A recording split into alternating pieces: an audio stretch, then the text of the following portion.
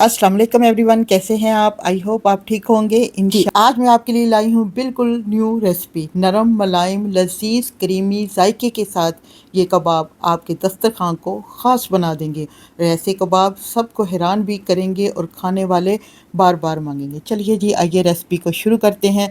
सबसे पहले यहाँ पर मैंने एक पाव आलू लिए हैं और इन्हें बड़ी बड़ी स्लाइस में काट लिया है। और एक पाव ही मैंने ली है चिकन बोनलेस, और इसमें 1 टीस्पून मैंने शामिल कर दिया है नमक का, और 1 टीस्पून ही अदरक लहसुन का पेस्ट और 1 कप पानी का शामिल करके मैंने इसे 10 से 15 मिनट के लिए मीडियम टू लो फ्लेम पर कुक कर लिया है। लुक एट दिस जी, आलू भी गल चुके हैं और मुर्गी भी अच्छी सी कुक हो चुकी है। अब आलू और मुर्गी को कर लेते हैं मैश। मैंने इसमें हल्का सा पानी रखा था यखनी का, ताकि जब ये मिक्सचर रेडी हो तो बहुत ही टेस्टी बनकर रेडी हो। चलिए जी, यहाँ पर आलू और मुर्गी दोनों ही अच्छी सी हो गई है मिक्स। अब इसमें हम डालते हैं कुछ मसाले, जिनमें सबसे पहले मैं डालूंगी 1 टीस्पून ज़ीरा। इसमें शामिल करते हैं कूटी हुई fresh black pepper half tea spoon, और इसमें थोड़ा सा डालते हैं गरम मसाला पाउडर। हाफ़ टी स्पून ही इसमें शामिल करते हैं कुटी हुई लाल मिर्च, और थोड़ी सी इसमें शामिल करते हैं लाल मिर्च पाउडर। अब एक सब्ज़ मिर्च शामिल कर देते हैं बारीक बारीक स्लाइस में काट कर, और एक रेड मिर्च पड़ी हुई थी मेरे पास, उसको भी मैंने बारीक बारीक चॉप करके इसमें शामिल कर दिया है। इसमें बहुत अच्छा टेस्ट आएगा।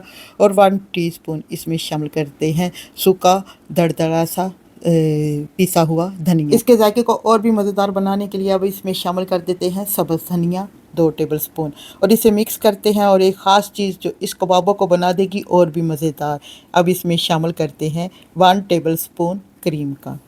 यहाँ पर मैंने क्रीम ली है डिब्बे वाली, आप घर की भी मलाई इस्तेमाल कर सकते हैं। और इसे अच्छा सा करते हैं मिक्स, ताकि तमाम मसाले अच्छे से हो जाए मिक्स।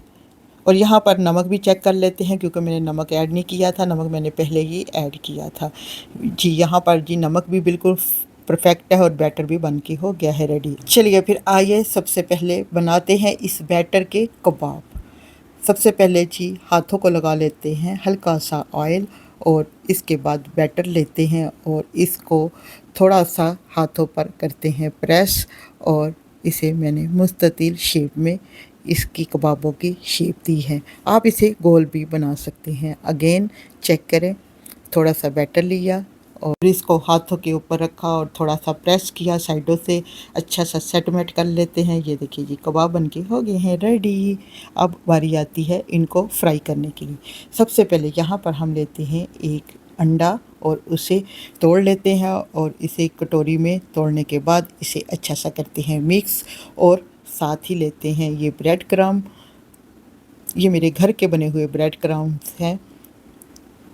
और अब एक कबाब उठाते हैं, इन ब्रेड क्रम्ब के ऊपर रखते हैं, और अब इन्हें चारों तरफ से कर लेते हैं ब्रेड क्रम्ब से कवर। अरे जी, कबाब कितने अच्छे बनके हुए हैं रेडी। अब ये ब्रेड क्रम्ब में मैंने कवर कर लिया है। अब इसे डिप करते हैं अंडे में।